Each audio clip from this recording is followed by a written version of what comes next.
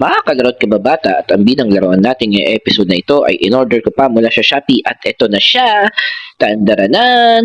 Mula sa Ultraman Kaiju Alien Baltan. Kung makikita natin mga kalaro at kababata mula sa kanyang articulation, nagagalaw ang kanyang mga kamay at mga bewang. Kung makikita natin mga kalaro at kababata, authentic ito na Kaiju toys from Bandai. Kung makikita po natin sa kanyang detalye at itsura at sa kanyang height mula sa standard Ultraman Chodo Alpha, mas matangkad siya. Pero bagay na bagay talaga siyang panglaro lalo na kapag gagamitin natin siya sa pakikipaglaban.